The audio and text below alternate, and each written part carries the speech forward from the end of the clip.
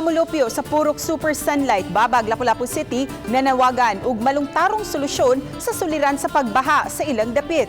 Siluan mayroon din sa report.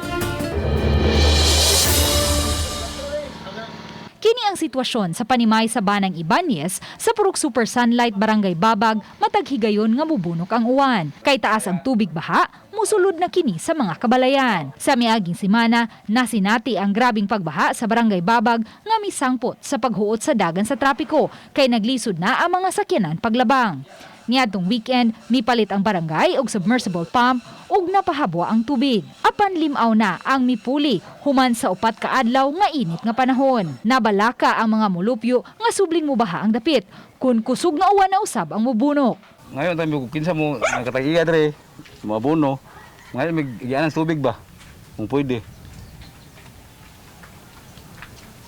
Lisod mo ngayon kami diha babahaan. Lupa ang dapit sa Purok Super Thunder ug dakong bahin ni ini mga fish pond kaniadto. Kanang inyong nakita sa inyong screen, mauna lang ka na ang nahabilin sa mga fish pond kaniadto, pipila ka dekada na ang nakalabay. Apan matod sa mga residente dinhi, kining tibok area nalukop kini sa fish pond. Apan sa paglabay sa katuigan, naangko na kini sa pipila ka mga pribadong individual, naabunuhan, natukuran og mga panimay ug mga establishmento. Apan way klarong drainage system, hinungdan nga matagbunok sa uwan, mubaha gayud dinhi. Nakigalayo na si Babag Barangay Captain Arsenio Bardin sa usa ka dakong developer sa dapit aron mahatagan og access ang nabarang tubig uwan nga misanap sa main road ug sa mga tunghaan sa dapit.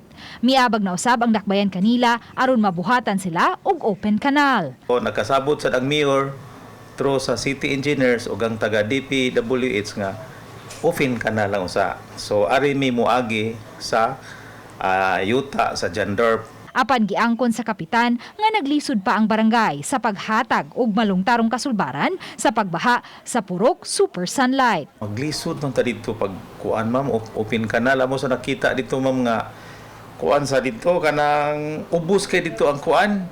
Ubos ang ilaha ba. So mao na adto gimudagan ang kuan, ang tubig. Katangkungan na maguto sila dito ma'am. Uban ni Godfrey Relien, Luan Merondina, Balitang Bisdak.